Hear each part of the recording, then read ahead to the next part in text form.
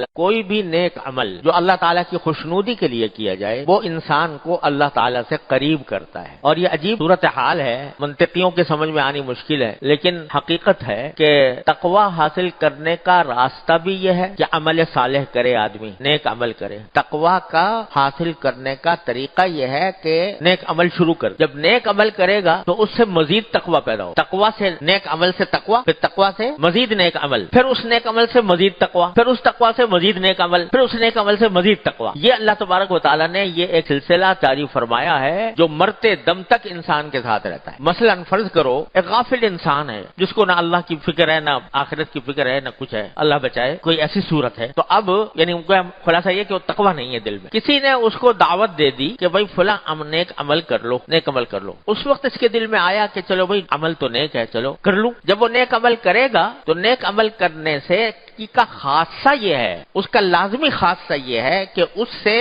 اللہ تبارک و تعالیٰ کے ساتھ ایک تھوڑا سا تعلق قائم ہو جائے گا. نیک عمل کرتے ہی جب تھوڑا سا تعلق ہوا تو وہ انسان کو دوسرے نیک عمل کی طرف بلائے گا. تھوڑا سا تعلق ہوا، پہلے تو تھا ہی نہیں، اب تعلق پیدا ہوا. تعلق پیدا ہوتے ہی اللہ تبارک و تعالیٰ کی رحمت سے اس سے دوسرا نیک عمل کی طرف اس کی کو دل میں خیال آئے گا کہ چلو دوسرا بھی کر لوں. دل میں آنے لگا، پہلے آتا ہی نہیں تھا دل میں، اب آنے لگا. تو اس کے بعد جب دوسرا عمل کرے گا تو دوسرے عمل کرنے سے مزید قرب پیدا ہوا، اللہ تعالیٰ سے مزید قرب پیدا ہوا، پھر وہ مزید قرب اور نیک عمل کی طرف آمادہ کرے گا. تو نیک عمل کو کھینچتا ہے، برائی کو کھینچتی ہے. یہ سلسلہ چلتا رہتا ہے. اسی لیے حدیث قدسی ہے، حدیث پاک کہ اللہ جل جلالہ یہ فرماتے ہیں کہ میرا بندہ نفلی اعمال کے ذریعے مجھ سے قریب ہوتا رہتا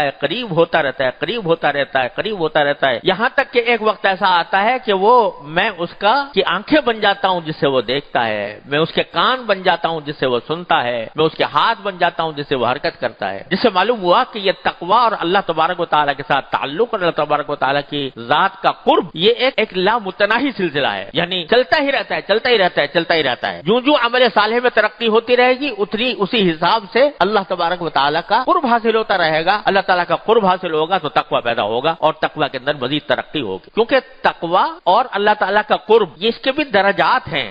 تقوی کے بھی درجات ہیں، ایک ادنا درجے کا ہے، پھر تھوڑا اور اعلیٰ درجے کا ہے، پھر اور اعلیٰ درجے کا، پھر اور اعلیٰ درجے کا، یہاں تک کہ وہ تقوی کا بہت اعلیٰ مقام تک انسان پہنچ سکتا ہے اس تدریج کے ساتھ مختلف درجات سے گزرتے ہوئے. اب یہ جیسے نبی کریم عالم صلی اللہ علیہ وسلم کے بارے میں فرمایا جاتا ہے امام المتقین، متقیوں کے امام، متقیوں کے سردار. یعنی آپ کا تقوی جو ہے اس تقوی کو کوئی دوسرا پہنچ نہیں سکتا، اتنا اونچا درجے کا تقوی. اور ایک وہ تقوی ہے کہ جو معمولی درجے کا شروع ہوا، ابھی کام شروع کیا کسی نے تو تقوی تو پیدا ہوا، لیکن وہ ابھی ابتدائی درجات میں ہے. اور عمل صالح کرے گا اور تقوی پیدا ہوگا، اور عمل صالح کرے گا اور تقوی پیدا ہوگا.